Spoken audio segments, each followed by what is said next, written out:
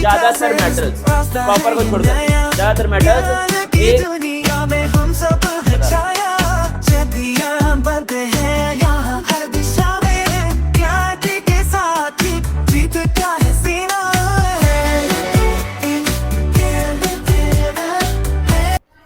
बोलो देना क्या लिखा, chemical reactivity and electrode potential values. अब इलेक्ट्रोड पोटेंशियल तो हमने कल पढ़ लिया, अगर तुमको याद है तो, ठीक है, इसको तो हमने कल पढ़ लिया है। आज क्या पढ़ना है हमको, केमिकल रिएक्टिविटी किसकी, ट्रांजिशन एलिमेंट्स की, ट्रांजिशन एलिमेंट्स की केमिकल रिएक्टिविटी के बारे में आज हमको बात करनी। देना कैसे क्या होता है, transition metals exhibit a wide range of chemical, मतलब क्या है, ट्रांजिशन एलिमेंट्स के अंदर बहुत बड़ी रेंज होती है किसकी, केमिकल रिएक्टिविटी की। पहला क्या है आपका, रिएक्टिविटी विद एसिड, एसिड के साथ कैसे रिएक्ट करते हैं कौन, ट्रांजिशन एलिमेंट। देखना बड़े ध्यान से क्या लिखा हुआ है, many transition metals are reactive enough to dissolve mineral acid, मतलब क्या है, मिनरल एसिड जो होते हैं वो आपके ट्रांजिशन मेटल्स में डिसॉल्व हो जाते हैं। बहुत सारे ट्रांजिशन मेटल्स मिनरल एसिड में डिसॉल्व हो जाते हैं। क्या बोला मैंने, बहुत सारे, देखो याद करने वाली चीज है ये, बहुत सारे ट्रांजिशन एलिमेंट्स किसमें, मिनरल एसिड के अंदर डिसॉल्व हो जाते हैं। Some are classified as noble metals, means they are resistant to attack by single, मतलब क्या है, बहुत सारे ट्रांजिशन एलिमेंट्स क्या होते हैं, नोबल मेटल होते हैं। क्या होते हैं, नोबल मेटल, मतलब क्या है, लोग सिंगल एसिड से अटैक नहीं हो पाते, सिंगल एसिड के साथ ये लोग रिएक्ट नहीं कर पाते। क्या बोला मैंने, बहुत सारे ट्रांजिशन एलिमेंट्स क्या हो जाते हैं, नोबल मेटल हम लोग उनको बोल देते हैं। क्यों, क्योंकि वो लोग एक सिंगल एसिड के साथ अटैक के साथ रिएक्ट नहीं कर पाते। याद रखना भाई, ये इंपॉर्टेंट है, एनसीईआरटी की इंफॉर्मेशन है पूरी की पूरी। सिंगल एसिड मतलब अकेला एसिड, मिनरल एसिड मतलब नेचुरल एसिड, ऑर्गेनिक एसिड को हम बोलते हैं, जो नेचर में मिलता है हमको नॉर्मली, उसको हम लोग बोलते हैं मिनरल। एक होता है जो हम लोग बनाते हैं लेबोरेटरी में, और एक होता है जो हमको मिलता है, नेचुरली मिलता है, ठीक है, बना बनाया। और जो क्या लिखा है, रेडॉक्स प्रॉपर्टीज, क्या लिखा है, redox property, Mn3+ and CO3+ ions, these are strong oxidizing agents in aqueous solution। aqueous का मतलब क्या है, पानी वाला सॉल्यूशन। कौन सॉल्यूशन, जहां पर सॉल्वेंट क्या हो, पानी हो। तो क्या है, Mn3+ और CO3+ क्या होते हैं, स्ट्रॉन्ग ऑक्सीडाइजिंग एजेंट होते हैं। ऑक्सीडाइजिंग एजेंट का मतलब क्या है, जो क्या कर रहा है, दूसरों का ऑक्सीडेशन कर रहा है, ठीक है। तो तुमसे पूछेगा कौन कौन से ऑक्सीडाइजिंग एजेंट होते हैं, कौन कौन से होते हैं, Mn3+ और CO3+, याद रखना भाई, बड़ा इंपॉर्टेंट है। अलग है Ti2+, V2+ और CO2+, these are strong reducing agent. क्या होते हैं ये लोग, स्ट्रॉन्ग रिड्यूसिंग एजेंट, मतलब दूसरों का रिडक्शन करे और खुद का ऑक्सीडेशन करे। And can liberate hydrogen gas from dilute acid. और देखना, रिड्यूसिंग एजेंट मतलब क्या है, जो दूसरों का रिडक्शन करे। रिडक्शन का मतलब क्या होता है, क्या होता है,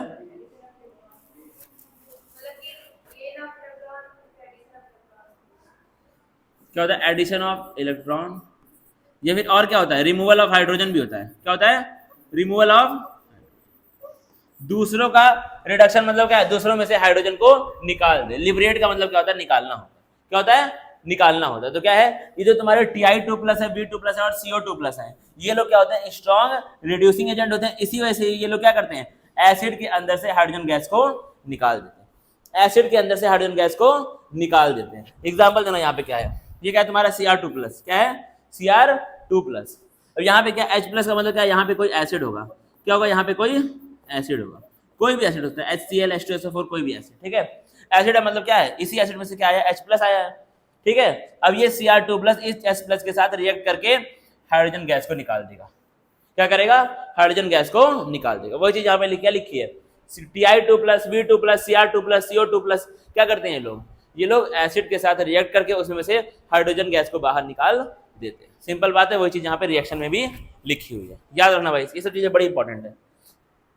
एनसीईआरटी ने क्या लिखा है, फर्स्ट सीरीज ट्रांजिशन मेटल्स, क्या है, फर्स्ट सीरीज ट्रांजिशन मेटल्स, मतलब कौन से, फर्स्ट सीरीज का मतलब क्या है, कौन सी सीरीज, 3D सीरीज, हाँ वही स्कैंडियम टू जिंक वाली। कौन सी, स्कैंडियम टू जिंक वाली। देना क्या होता है, except for copper most metals are reactive, मतलब क्या है, अगर कॉपर को हम लोग छोड़ दें तो ज्यादातर मेटल्स क्या होते हैं, रिएक्टिव होते हैं, कॉपर को छोड़ करके। And can be oxidised by 1 molar H+। H+ का मतलब क्या है, कोई भी एसिड। क्या है, कोई भी एसिड। 1 मोलर मतलब क्या, कंसंट्रेशन, मतलब क्या है, ज्यादातर मेटल्स कॉपर को छोड़ करके ज्यादातर मेटल्स 1 मोलर एसिड के साथ रिएक्ट कर जाते हैं। सिंपल बात है, क्या बात है, कॉपर को छोड़ करके ज्यादातर मेटल्स 1 मोलर एसिड के साथ रिएक्ट कर जाते हैं। सिंपल बात है, ठीक है।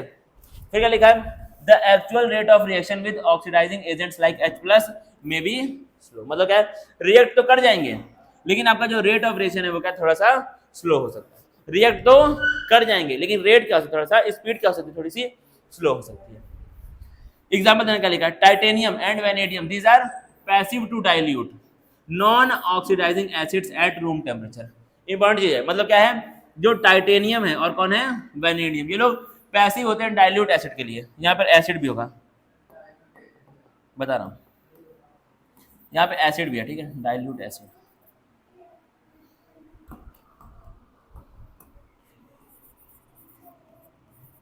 ठीक है, क्या लिखा है यहाँ पर, देखो बड़े ध्यान से, टाइटेनियम और वेनेडियम क्या होते हैं, पैसिव होते हैं, किसके लिए, डाइल्यूट एसिड के लिए। डाइल्यूट एसिड का मतलब क्या है, एक ऐसा सॉल्यूशन, एक ऐसा मिक्सचर जहां पर क्या हो, पानी ज्यादा और एसिड कम। एक ऐसा मिक्सचर जहां पर क्या हो, पानी हो ज्यादा और एसिड क्या हो, कम हो। और एक और क्या होता है, कंसंट्रेटेड एसिड होता है। क्या होता है, कंसंट्रेटेड एसिड। यहाँ पे क्या होता है, एसिड ज्यादा पानी कम। क्या है, एसिड ज्यादा और पानी, और यहाँ पे क्या है, पानी ज्यादा और एसिड कम। इसको लिख लो वहीं पर साइड में कहीं पर, dilute acid and concentrated acid.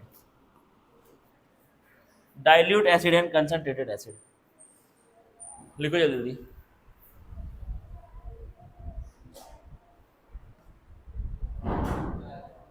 चाय ज्यादा नहीं, एसिड ज्यादा है।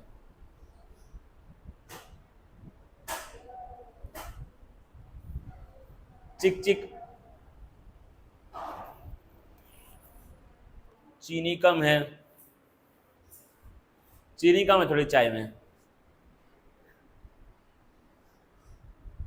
ठीक है।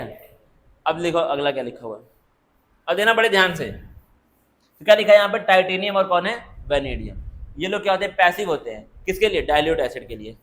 Non oxidising acids at room temperature, मतलब क्या है, अच्छा ये यहाँ पे लिखा हुआ था, ठीक है, ये यहाँ नहीं रहेगा भाई, कुछ नहीं यहाँ पर, डाइल्यूट के बाद यहाँ लिखा हुआ नॉन ऑक्सीडाइजिंग एसिड्स, मतलब क्या है, पैसिव का मतलब क्या है, ये जो टाइटेनियम है और ये जो क्या है, वेनेडियम, ये लोग डाइल्यूट एसिड के साथ रिएक्ट नहीं करते। पैसिव का मतलब क्या है, रिएक्ट नहीं करते। मतलब कौन है, टाइटेनियम और वेनेडियम रूम टेम्परेचर पे डाइल्यूट एसिड के साथ रिएक्ट नहीं करते। क्यों नहीं करते हैं, this happens due to the formation of protective oxide layer on the surface of titanium and, मतलब क्या है, जब इनको हम लोग एसिड में डालते हैं, किसको, टाइटेनियम को या फिर वेनेडियम को, जब हम लोग डाइल्यूट एसिड में डालते हैं, कहाँ पे डालते हैं, डाइल्यूट एसिड में, तो उससे क्या होता है, जो तुम्हारा टाइटेनियम है या फिर वेनेडियम है, इनके ऊपर क्या होती है, ऐसे एक लेयर बन जाती है, किसकी, ऑक्सीजन की।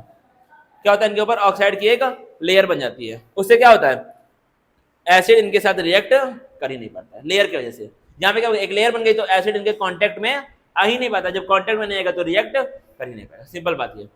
वही चीज यहाँ पे लिखी है शब्दों में, क्या लिखा है, this happens due to the formation of protective oxide layer on the surface of, simple simple बातें हैं। देना फिर क्या लिख दिया इसने, पैरामैग्नेटिज्म इन ट्रांजिशन मेटल्स। अब तुमने ये पढ़ लिया होगा, पैरामैग्नेटिज्म, फेरोमैग्नेटिज्म और डाया, पढ़ा ना भाई, मैग्नेटिज्म। अब देना क्या होता है, paramagnetism arise from the presence of unpaired electron. Paramagnetism कहाँ से आता है, जब क्या हो, अनपेयर्ड इलेक्ट्रॉन प्रेजेंट। अनपेयर्ड मतलब क्या होता है, पेयर में ना हो मतलब देखो कैसे, तुमको ये पता होगा कि एक ऑर्बिटल के अंदर मैक्सिमम 2 इलेक्ट्रॉन आते हैं, ठीक है, एक ऑर्बिटल में मैक्सिमम 2 इलेक्ट्रॉन आते हैं। अगर दोनों है तो इसको तो हम लोग क्या बोलेंगे, पेयर्ड बोलेंगे। क्या क्या बोलेंगे इसको हम लोग, पेयर्ड। अब मान लो इसी की जगह पे यहाँ पर सिर्फ एक ही हो, क्या हो, यहाँ पे सिर्फ एक, इसको हम लोग क्या बोलेंगे, अनपेयर्ड। जैसे मान लो ये प्रेजेंट है ऐसे करके, डी ऑर्बिटल है, मान लो कौन है, डी सबशेल। अब तुम बताओ यहाँ पर कितने अनपेयर्ड इलेक्ट्रॉन है, क्या है, यहाँ पे 3 अनपेयर्ड इलेक्ट्रॉन। तो क्या है, जितने ज्यादा अनपेयर्ड इलेक्ट्रॉन होंगे उतना ज्यादा क्या होगा, सबशेल तुम्हारा पैरामैग्नेटिक होगा। क्या होगा, उतना ज्यादा पैरामैग्नेटिक। वही चीज यहाँ पे लिखी है, पैरामैग्नेटिज्म कहां से आता है? अराइज का मतलब कहां से आता है? फ्रॉम द प्रेजेंस, इसका मतलब क्या है?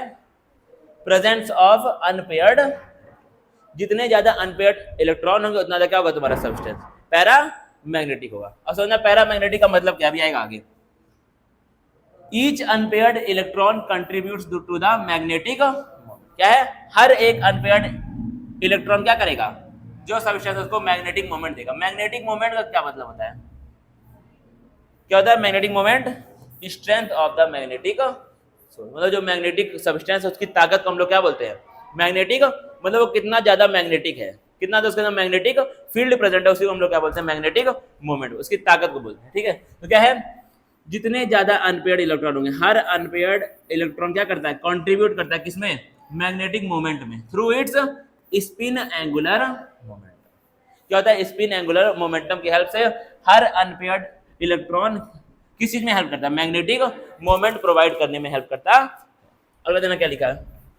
For first row transition metals orbital angular momentum is usually quenched so it does not contribute significantly. मतलब क्या है? फर्स्ट रो ट्रांजिशन मेटल्स के लिए क्या होता है? ऑर्बिटल एंगुलर मोमेंटम उतना ज्यादा नहीं होता है, इसलिए वो कंट्रीब्यूट नहीं करता है किसमें? मैग्नेटिक मोमेंट प्रोवाइड करने। सिंपल सिंपल बात है। और मैग्नेटिक मोमेंट का मतलब क्या होता है? मैग्नेटिक सोर्स मतलब जहां से मैग्नेटिक फील्ड बन रही है उसको बोलते हैं मैग्नेटिक। अब देना इसका मतलब क्या है सबका? Types of magnetism. क्या है टाइप्स ऑफ मैग्नेटिज्म? पहला क्या है तुम्हारा? डायामैग्नेटिज्म। क्या है? डायामैग्नेटिज्म मतलब क्या है? ऐसे सब्सटेंस जो क्या करते हैं? रिपेल करते हैं किसको? मैग्नेटिक फील्ड को। ऐसे सब्सटेंस, हाँ ऐसा ना, ऐसे सब्सटेंस जो मैग्नेटिक फील्ड को रिपेल, मतलब मैग्नेटिक फील्ड से दूर भागते हैं, उनको हम लोग क्या बोलते हैं? डायामैग्नेटिक सब्सटेंस बोलते हैं। अगला क्या है तुम्हारा? पैरामैग्नेटिक। क्या है? पैरामैग्नेटिज्म मतलब क्या है? ऐसे सब्सटेंस जो मैग्नेटिक फील्ड से अट्रैक्ट होते हैं, ऐसे सब्सटेंस जो, डाया मतलब क्या था? जो मैग्नेटिक फील्ड से दूर भागते हैं, और एक क्या है? जो मैग्नेटिक फील्ड के पास आते हैं। अगला तुम्हारा क्या है आखिरी? फेरोमैग्नेटिक। क्या है? फेरो, समझना है, आ स्ट्रॉन्गर फॉर्म ऑफ पैरामैग्नेटिज्म मतलब क्या है? इसी की स्ट्रॉन्गर फॉर्म, इसी की और ताकतवर फॉर्म, इसी की और ताकतवर फॉर्म। समझना क्या होता है? Substance that are strongly attracted to magnetic field. मतलब क्या है? पैरा का मतलब क्या है? जो अट्रैक्ट होते हैं, ठीक है। और फेरो का मतलब क्या है? जो बहुत ज्यादा अट्रैक्ट होते हैं। एक होता है जो बस खाली हल्का फुल्का अट्रैक्ट होते हैं, और एक क्या होता है? जो बहुत ज्यादा अट्रैक्ट होते हैं, उनको हम लोग क्या बोलते हैं? फेरो। मतलब क्या है? फेरो एक पैरा का ही टाइप है, पैरा का ही एक और स्ट्रॉन्गर फॉर्म है, उसको हम लोग क्या बोलते हैं? Ferromagnetism. Seen in some metals, कुछ मेटल्स में ये देखने को आपको मिलता है। अगला क्या है? मैग्नेटिक मोमेंट अगर आपको किसी का फाइंड करना है तो क्या होता है फॉर्मूला? म्यू का मतलब क्या है? Magnetic moment n into n+2 का अंडर रूट। n का मतलब क्या है? यहाँ पे n का मतलब क्या होता है? Number of unpaired electron, number of unpaired. Unit इसका क्या होता है? यूनिट क्या इसका? बीएम। बीएम मतलब क्या होता है? Bore magneton. क्या होता है? बोर, पढ़ा होगा भाई फिजिक्स में, बीएम हम सब पढ़ा है ना। इसका मतलब क्या होता है? Bore magneton. मतलब क्या है? अगर तुमको किसी का मैग्नेटिक मोमेंट निकालना है तो क्या करो? अंडर रूट n+2 कर दो। n का मतलब क्या है? Number of an. जैसे मान के चलो ये तुम्हारा प्रेजेंट है, ये कोई ऑर्बिटल है, ठीक है, सबशेल है, ऑर्बिटल इस तरह से आया कुछ तुम्हारा। अब पूछेगा बताओ ये कोई सब्सटेंस है, इसका बताओ मैग्नेटिक मोमेंट क्या होगा? क्या करोगे? यहाँ पर क्या हो जाएगी? n की वैल्यू क्या हो जाएगी? 2 हो जाएगी ना, 2 अनपेयर्ड है, इसको लिख दो यहाँ पर 2, 2 + 2 बोहर मैग्नेटॉन। ये तो क्या है? यूनिट है। ये पता नहीं क्या आ गया, ये क्या चीज़ है? अच्छा n की वैल्यू 2 है, ठीक है। 2 + 4, 2 + 2 कितना होता है? 4 होता है। 4 × 2 8, अंडर रूट 8 आ जाएगा। अंडर रूट 8 क्या इसका आंसर है? मतलब क्या है? ये जो सब्सटेंस है इसका मैग्नेटिक मोमेंट कितना है? अंडर रूट 8 बोर मैग्नेटॉन इसका आंसर। ठीक है, सिंपल बात है, तुमको इतना करना है। अब क्या लिखा है?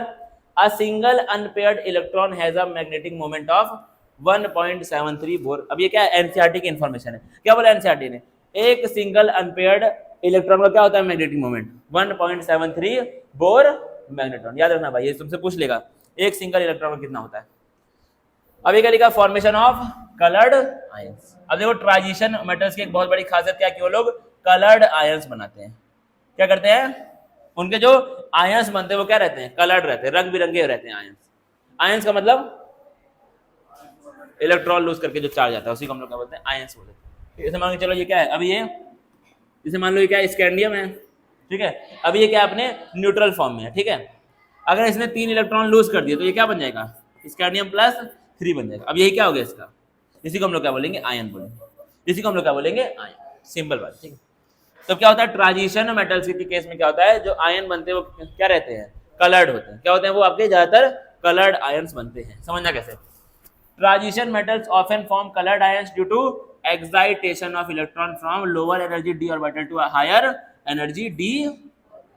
क्यों दे रहा, तुमसे पूछेगा एग्जाम में कलर्ड आयन क्यों बनते हैं, क्यों बनते हैं, क्योंकि क्या होता है इनके अंदर इलेक्ट्रॉन्स का एक्साइटेशन होता है, क्या होता है, इलेक्ट्रॉन एक्साइट होते हैं, कैसे, higher lower energy d orbital से कहां पे जाते हैं, हायर एनर्जी d ऑर्बिटल में जाते हैं, ठीक है। इसको हम लोग ज्यादा डिटेल में समझेंगे कहां पर, कोऑर्डिनेशन कंपाउंड में, इसके बाद एक चैप्टर उसमें पढ़ेंगे डिटेल में,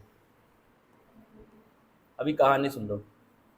अभी भी कोई तुमसे पूछता है रीजन, क्या रीजन, कि आपके ट्रांजिशन मेटल्स कलर्ड आयन क्यों बनाते, तुम क्या लिखोगे, क्योंकि इनमें क्या होता है इलेक्ट्रॉन्स का एक्साइटेशन होता है, कहां से कहां पर, लो एनर्जी से हाई एनर्जी। सिंपल, अभी तुमको क्या जानना है, इसमें क्या होते हैं, कहां से कहां पे जाते हैं इलेक्ट्रॉन, लो एनर्जी से हाई एनर्जी पे जाते हैं, सिंपल बात, ठीक है। इसीलिए क्या होता है इसके अंदर कलर्ड आयंस बनते हैं, इसको हम लोग कहां पे पढ़ेंगे डिटेल में, इसके बाद वाले चैप्टर में, ठीक है।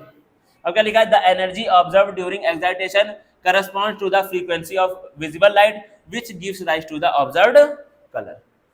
The exact color observed depend on the nature of ligand। अब देखो इसको भी पढ़ेंगे कहां पर, कोऑर्डिनेशन कंपाउंड, लिगेंड सब आ गया।